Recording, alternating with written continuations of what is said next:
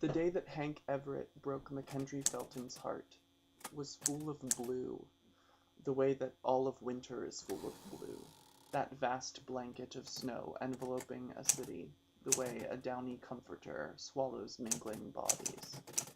Hank was studying dance in the nearest metropolis to their backwatered roots, and had a small flat at the joining of two neighborhoods, his building like cartilage that held together two different muscles, which often flexed themselves with the flash of a police siren or the jolting neon of the beer-stained floors of a college party. Mac's visits were mostly conjugal, the electric fireplace licking dry the more serious moments of his sojourns into Hank's arms. He knew that Hank had many lovers, such a strange word for something so passing, but he held out hope that he was the crown jewel. There is so much overconfidence in an open relationship. Sure, have whomever you'd like.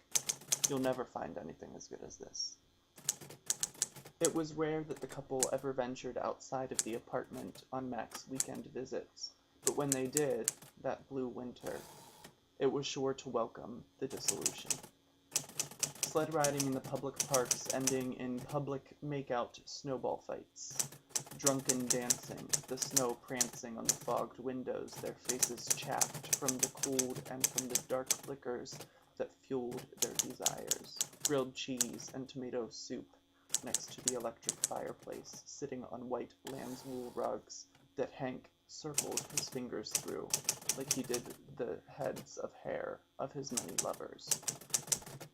Things so idyllic are idling in a purely sexual relationship. That's the danger of the blankets of winter. Things burrow. One particular weekend, the sheets of ice warded off Mackenzie from visiting the city. Hank had told him to stay in. You know, watch Gossip Girl or some shit.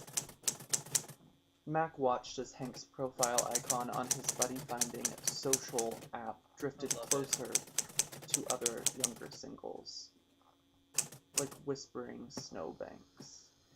This would not do.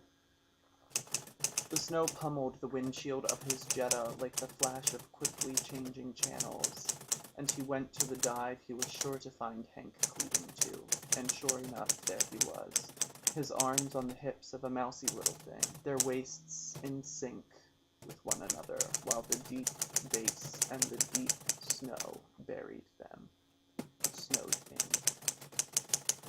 Mac downed shot after shot, forgetting to take off his peacoat, his face reddening from the chapped drunkenness he was burrowing inside of. He was going home with Hank, not the church mouse.